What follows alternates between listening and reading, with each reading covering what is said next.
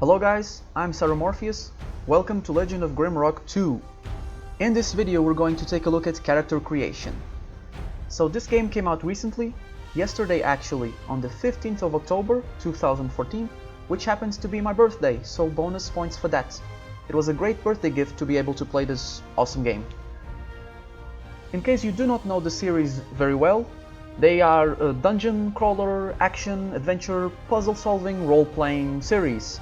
And it's a lot of fun. So, new game. There are 3 difficulties here. Easy, normal, hard, pretty self-explanatory. If you do not wish to make your own characters, you can play with a pre-made group. But today we're going to make our own heroes, so we will tag this box. There are a few options for gameplay here. In old school mode, for instance, the auto-mapping feature is turned off. So there is no world map, you will have to draw it yourself if you want to keep track of interesting locations and so forth. There is Iron Man mode, with saving only enabled at healing crystals, so you need to be careful. And there is single-use crystals, or also known as Crazy Iron Man mode, which means that crystals are one use only, so you really have to plan when you want to use them. But today we're going to look at character creation. Moving on. So, in Legend of Grimrock 2, like in the first game, you can have a party of up to 4 heroes. You can see the 4 slots here. We're going to fill the last 3. So we're going to split this process into 3 main steps. The first one, we're going to focus on this upper rectangle here. The second one will be down below. And the third on the right here.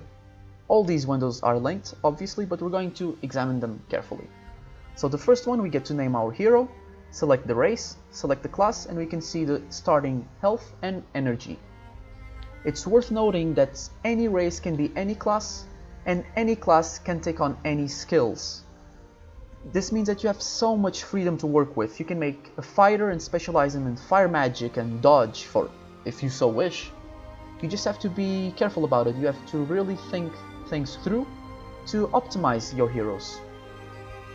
I plan on showing you everything here, but just for fun, we're going to recreate the party I used to beat the first Legend of Grimrock back in 2012.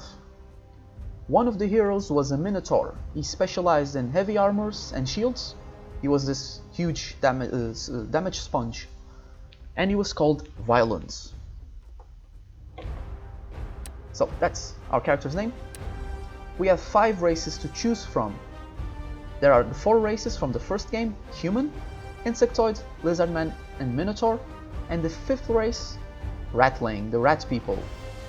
So when you pick up a race, what happens is that you can choose portraits according to that race, and you have a starting bonus different for each race. For instance, if you pick up Humans, you gain experience points 10% faster. That means you level up faster than the other races.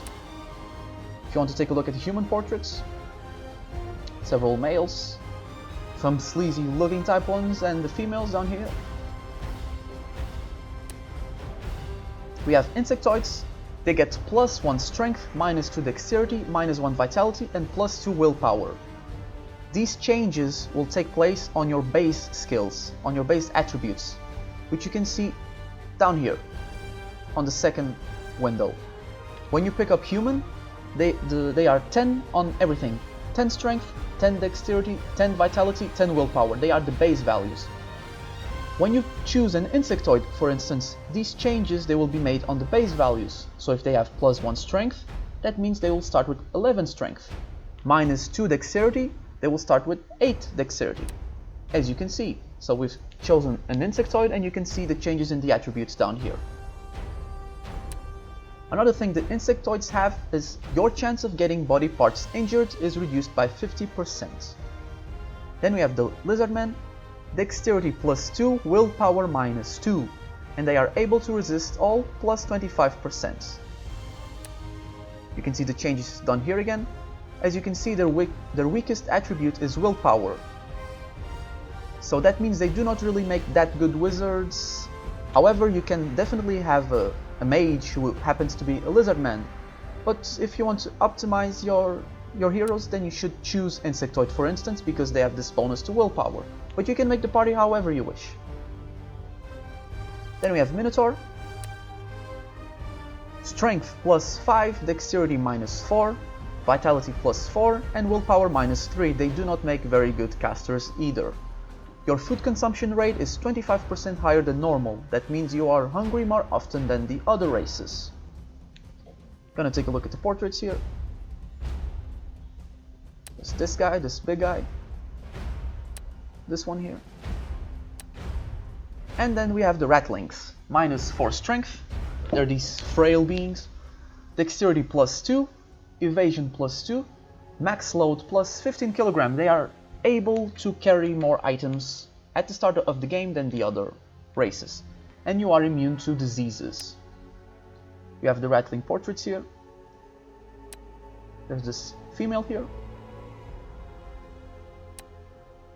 This guy here looks like a badass warrior. Let's see the Lizardman portraits also. Very cool. Really like this one here. And the Insectoid.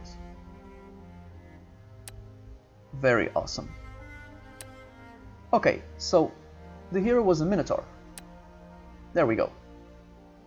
Then we have the classes. There are a total of 8 classes.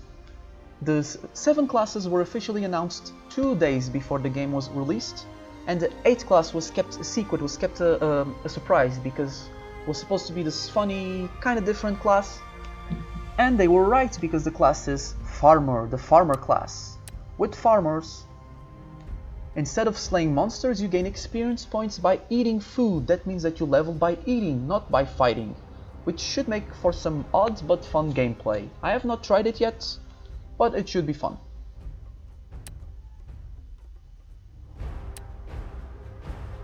For the Ratlings, you are immune to diseases. I just wanted to point out that I'm in the second area and I have not encountered any diseases yet, but this will certainly play a major role later on. Anyways, back to the classes. So we have Alchemist, Barbarian, Battle Mage, Farmer, Fighter, Knight, Rogue and Wizard. As I said, any race can be any class. You can have Minotaur Alchemist or Ratling Knights. That may be odd, but it makes for some interesting combinations. So the Alchemist, you start with health at 50, and every time you level you gain plus 6 hit points. Energy starts at 50, and every time you level it's plus 4. Besides that, this is a really cool skill, herbs in your inventory multiply. The growth rate is determined by the number of steps taken. The more you move should increase the growth rates. And since you need the alchemy to make potions, this is a very useful skill. You also have Firearms at 50% less chance to malfunction. Firearms is a new type of weapon introduced in this game.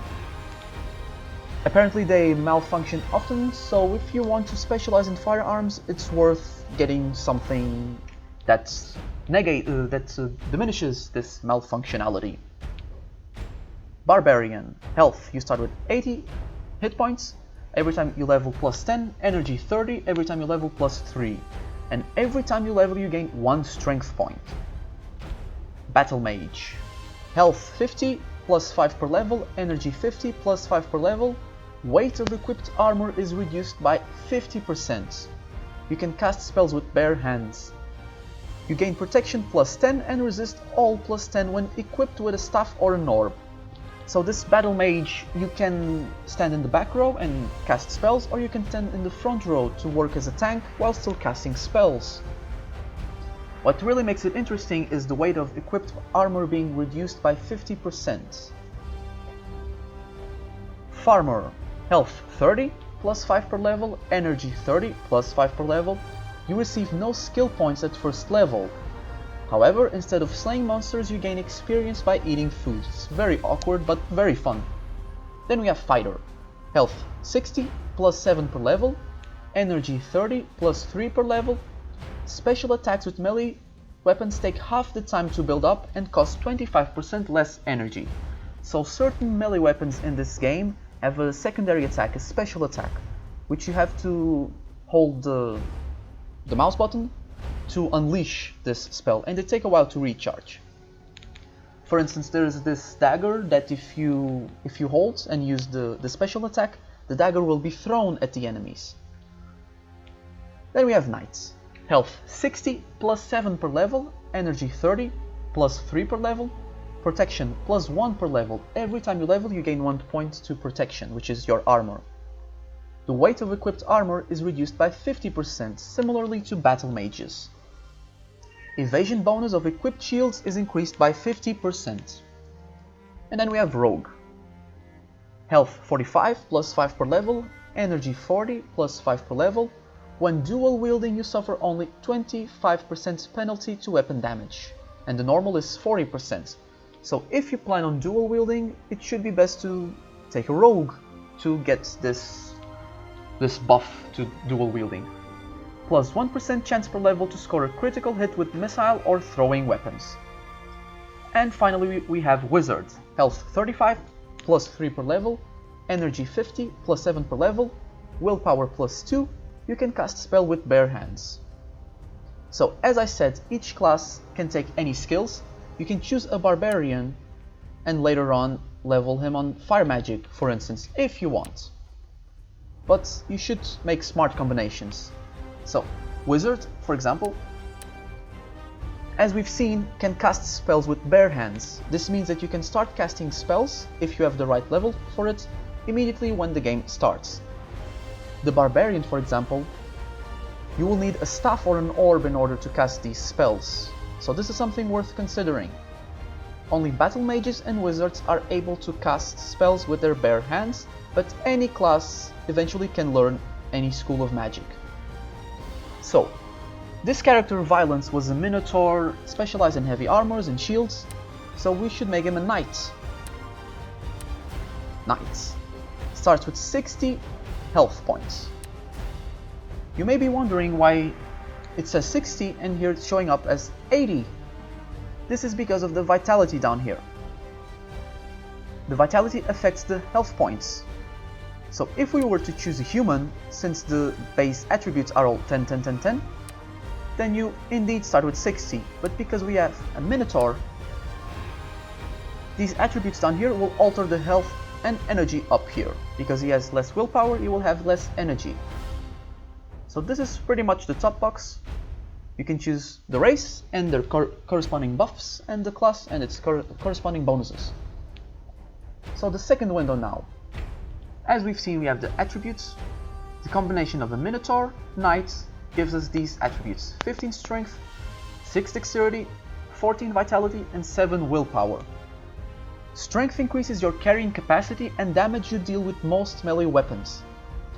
Dexterity affects your accuracy and evasion and damage you deal with many missile weapons. Vitality affects the amount of health points gained at first and subsequent levels, and improves the speed at which you naturally heal from harmful conditions. Willpower affects the amount of energy points gained at first and subsequent levels. So he's a Minotaur Knight, he will work as a damage sponge, so we will not really need willpower. Let's increase vitality. As you can see, when we increase vitality, we get health also. So we have 5 more points to use. Let's dump them into strength. We could use the dexterity for evasion, but I want to skip the evasion. I want to make him actually able to take damage to the face and be able to stand it. We have the resistances here. Resist cold, poison, shock, and fire. As you can see, so if you have high vitality, you get bonus against resistance, and that's what we have here. Vitality level of 19 grants us some cold and poison bonuses. For shock and fire, you need dexterity, and that we don't have much, so that resistance is not that great. Let's just dump the strength for a bit and increase the dexterity to see if it affects. Yeah. So as you can see, we upped the dexterity a little bit and we gain some resistance to these elements. But let's continue with strength. So protection +1, which is, as we've seen, the knight has +1 protection per level. We're at level 1, so we have 1 point of protection. Protection is the combined value of all equipped armor, clothes, and other defensive gear. It decreases the physical damage of attacks against you. Then we have evasion. Evasion is your chance of evading physical attacks. So that means actually dodging the attack altogether. We have the damage dealt, accuracy, -8 accuracy. The higher your accuracy, the better chance you have of hitting a target. So accuracy is important for every class, but it should not be so important for this special character because he's specialized in taking damage. Critical 5% and max load 75 kg. He's able to carry 75 kg. I would just like to point out that so you have attack and defense. Usually it's best to actually bet on attack because in Legend of Grimrock the combat takes place in a grid floor, so you can actually dodge your foes before they get a chance to strike you. This means that you can kill your enemies before they are even able to touch you. And when that happens, all the defense you had didn't really play a part because you yourself were able to dodge their attacks. However, the combat in this second game compared to the first, it's much trickier. There are units, there are monsters that are able to attack sideways. There's this treant thing that can move sideways with extreme speed and actually flank your party. You think you're going one way, they're going another, and then it's a complete mess. So combat is trickier, and even though you will try to dodge damage, sometimes you are bound to receive some damage sooner or later. But it's worth considering that maybe attack will play a bigger part here because you'll need attack to defeat your foes, while sometimes you can dodge them, so defense is not as important as attack. That's my opinion, but it's still a lot of fun to make the characters you wish, and that's what we're doing. So down here on the second window we have the traits. You can choose 2 traits per character, the starting traits. So we have plenty here. Traits, you can consider them as passive abilities, passive spells. For instance, the first one, aggressive. You are full of rage, damage +4. So this is a passive ability, a trait, which increases your damage by 4. So if we take something else, aura, you have a potent aura, energy +20, we do not want that, but let's take it. You can see the damage 6 to 11. When we take aggressive, the damage is upped. Cold-blooded, you are naturally resistant to cold, resist cold +25. Endurance, max carrying capacity is increased by 25 kg and food consumption rate is decreased by 25%. Evasive, you know how best to stay away from harm, evasion +5. You have some traits that are bound to certain races only. This one I've highlighted, fast metabolism, is only available for lizardmen. Your health and energy regenerates 30% faster while your food consumption rate increases by 20%. Additionally, healing potions are twice as effective for you. You have healthy, you are exceptionally healthy, vitality +2. We have a couple here for different races. For the rattling race, mutation. One of your attribute scores, chosen randomly, increases by 1 when you gain a new level. This is sort of a gamble. If you have a rattling knight, for example, and you get this trait, and then you happen to level your willpower, then it's not really useful. I think it will make more sense to take this trait when you have a battle mage, for example. A battle mage, in theory, can take damage, can deal some melee damage, can cast some spells, so it's probably one of the classes that will benefit from the different, what are they called again? How do I get out of it? From the different attributes, yes. Moving on. So with this mutation, every time you level, one of your attributes, chosen randomly, increases by 1. Poison immunity. Lizardman, you are immune to poison. Quick, Insectoid. The cooldown period for all actions you perform is decreased by 10%. This one is quite nice, because if you remember from the first game, whenever you used a spell, an ability or something, then the box down there on the bottom right corner would gray out and you would not be able to use it for some time. It was on cooldown. With this, that cooldown should be done faster. That means you are able to deal damage faster. Then we have skills. You gain 1 extra skill point at first level. It may only be used to raise a skill from level 0 to level 1. That's something to work on the third window. If we have a human and we take this, then we're able to increase a third skill besides the 2 that we start with. We have tough. You are resistant to physical punishment, health +20. Agile. Your reflexes are exceptional, dexterity +2. Kitten armor. For insectoids, your body is covered by a thick kitten shell. You gain protection +10. We are not an insectoid, so we cannot take this. Demon ancestor. your great-grandfather had fiery eyes. He did? Okay. Resist fire plus 25. Endure elements, Lizardman. Years spent living in the wilderness have made you resistant to the forces of nature. Resist all plus 25%. This is incredibly cool. You can make an awesome combination if you pick a Lizardman, because you get here resist all plus 25%. You can see here on this box a lot of nice defense against these elements. And then if you take this trait, Endure Elements, you are this awesome machine able to take so much magic damage to the face that's unbelievable. But let's go back to what we had. Minotaur, yes, everything's moving on. Fast Learner, Human. You gain experience points 10% faster. This bonus is in addition to the experience bonus granted by your race.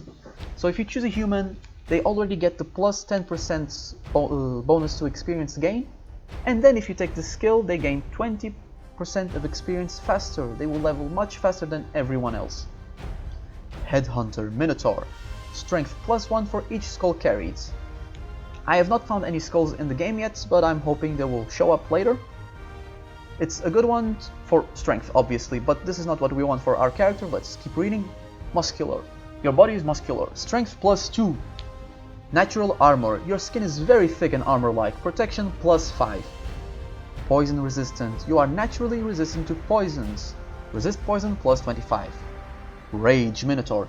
Your strength is temporarily increased by 10 when you have less than 20% health remaining. Strong Mind. Your mind is as sharp as a needle. Willpower plus 2. Weapon specialization. You are trained to use a wide variety of melee weapons. Melee attacks gain accuracy plus 7. This one is pretty nice. So, considering that this guy is meant to be this huge bulky thing ready to take on a lot of damage, we're going to go with natural armor. Your skin is very thick and armor-like. That's our first trait. I don't really like this tough trait. I'd rather, if I wanted that bonus to health, I'd rather take athletics on the skills on the right, but yeah. Vitality, that's a nice one. Let's go with that. Vitality plus 2.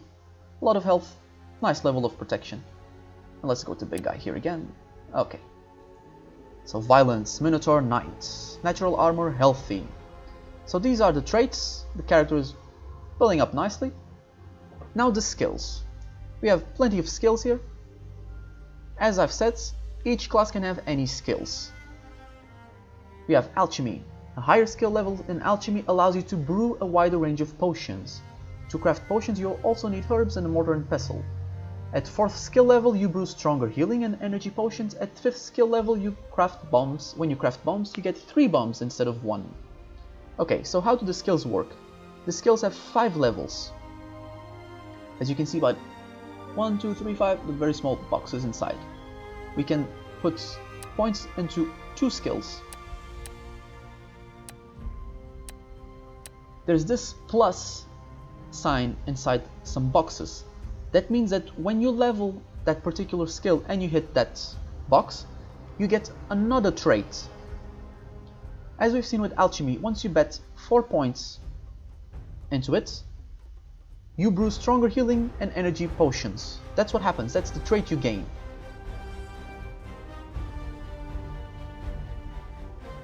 So, betting in the game, for example, I have found the mortar and pestle, but because I do not have any character with points in Alchemy, I am not really able to make potions. So to craft potions, you need at least 1 point dumped into Alchemy. But that's not what we're going to see now. So Athletics. Increases your health by 20 for each skill point. So whenever you bet a skill point here, you gain 20 health, as you can see here. And you gain a trait at level 3. At 3rd skill level, your carrying capacity is increased by 15 kg. That's nice. Concentration, that's not for this character, but let's go into read it. Increases your energy by 20 for each skill point. At 3rd level, your energy regeneration rate is increased by 25% while resting. We have light weapons. And in concentration. So, yeah, as you can see, the energy increases if you put points into it, as it should. Light weapons. Increases damage of light weapons by 20% for each skill point. Then you get two traits. The first one, at 3rd level, you can dual wield as long as one of the weapons is a dagger. At 5th skill level, you can dual wield any light weapons. When dual wielding, you suffer a 40% penalty to weapon damage, unless you are a rogue. When dual wielding, you suffer only 25% penalty. Heavy weapons. Increases damage of heavy weapons by 20% for each skill point. At 5th skill level, you can wield two-handed weapons in one hand. So you get the trait at level 5, which means that you should be able to use a shield combined with a heavy weapon. We have missile weapons. Increases damage of missile weapons by 20% per skill point. At 4th skill level, your missile weapon attacks ignore 20 points of an enemy's armor. Throwing. Increases damage of throwing weapons by 20% for each skill point. At 5th skill level, you can throw weapons from both hands with one action. We have Firearms. This is a new ability. We did not have Firearms in the first game. Increases range of Firearms by 1 square for each skill point. Also decreases the chance of a firearm malfunctioning. At 5th skill level, you achieve Firearm Mastery and do not suffer from firearm malfunctions anymore. So, if you remember in Alchemy, firearms have 50% less chance to malfunction. But, if you choose Alchemist and specialize in firearms, then at the end you do not suffer from this malfunction anymore. So, at the end, this 50% less chance to malfunction will not matter if you have specialized in firearms. But it takes a long time to level to reach the max skill. So it's still worthwhile, but it's something worth considering. We have Accuracy. Increases your accuracy by 10 for each skill point. At 2nd skill level, you can perform melee attacks from the back row. This is good for rogues, to attack from the back row, for example, or other characters, because, as mentioned, you can be a fighter and be at the back row, but have good accuracy to strike from there. You have Critical. Improves your chance of scoring a critical hit with melee, ranged, throwing, or firearm attacks by 3% for each skill point. At 3rd level, you can backstab an enemy with a dagger and deal triple damage. And at 5th level, you can backstab with any light weapon. It does not need to be a dagger. It can be anything as long as it's a light weapon. We have Armor. We'll definitely be putting some points in here. Increases protection of armor pieces equipped by 5% for each skill point. At 2nd skill level, you are proficient with light armor and can wear it without penalties. And at 4th skill, you can wear heavy armor without penalties. So we're going to dump a point into there. Take a look at protection here. We're going to increase it. Hey, it didn't increase. Why didn't it increase? Because it's of armor pieces equipped, not of your base protection. Okay, so once we actually get some equipment that grants protection, it should be higher than usual. Dodge. Increases evasion by 3 for each skill point. At 3rd skill level, the cooldown period for all of your actions is decreased by 10%. Then we have the different magic spells here. Fire Magic. Increases damage of fire spells by 20%. At 5th skill level, you gain Resist Fire plus 50. It's the same for all the others. Every time you dump a point into it, plus 20% damage per skill point.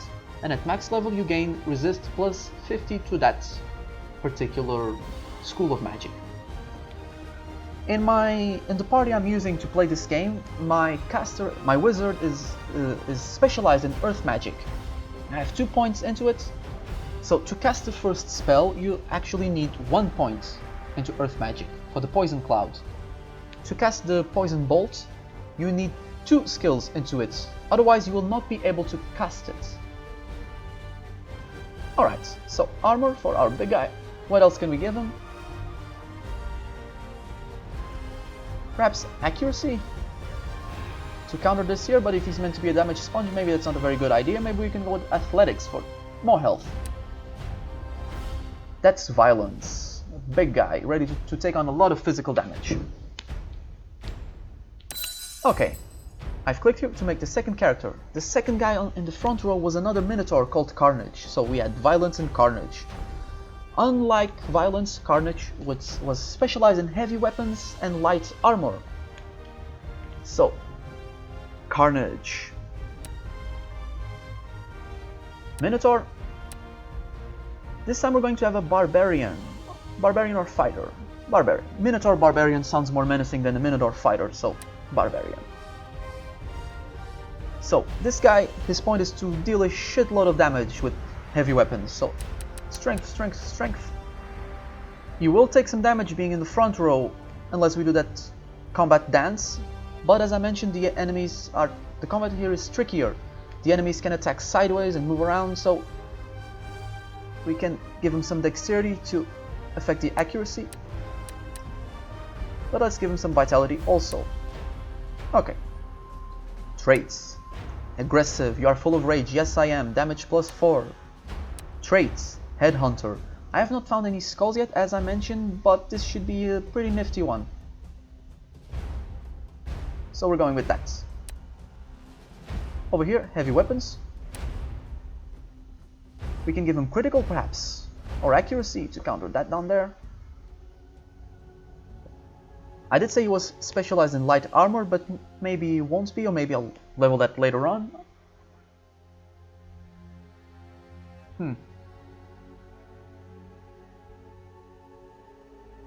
Okay, let's put it...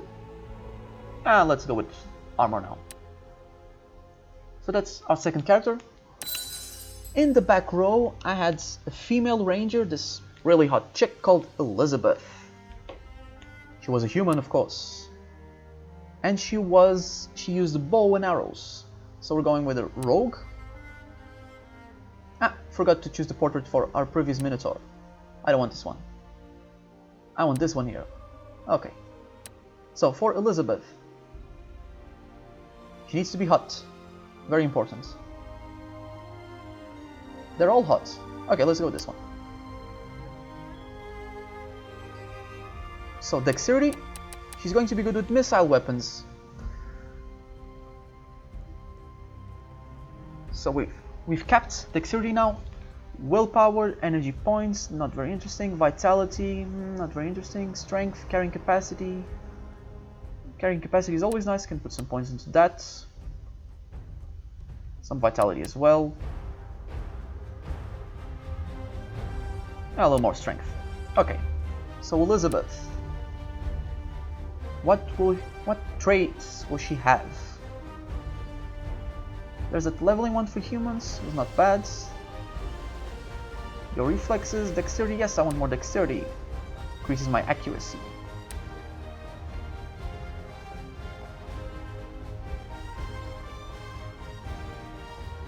Should we go with aggressive? There should be something else for rogue type characters now.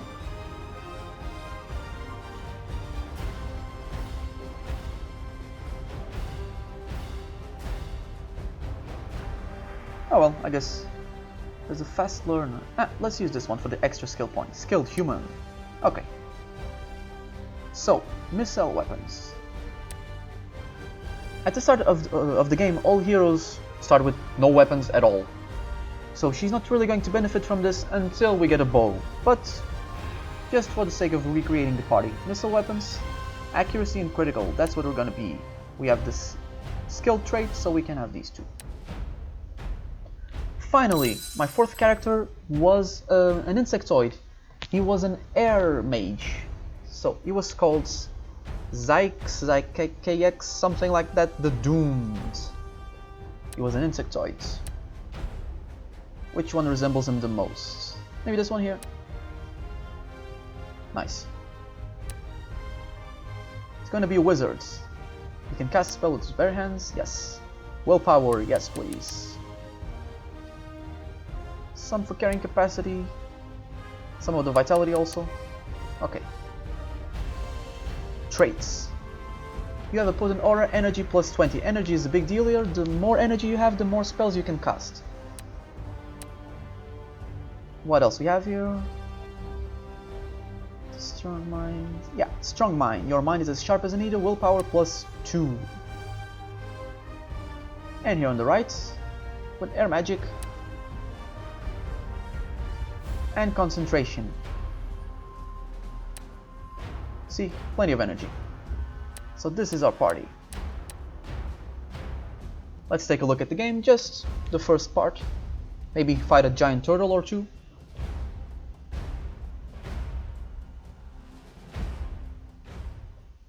I'm going to skip this cinematic here, hope you don't mind. Okay. So we're inside a cage. We just shipwrecked. How do we get out of this cage? Punching the door doesn't help. Let's take this stick here. Give it to violence. It will smack the door open. There we go.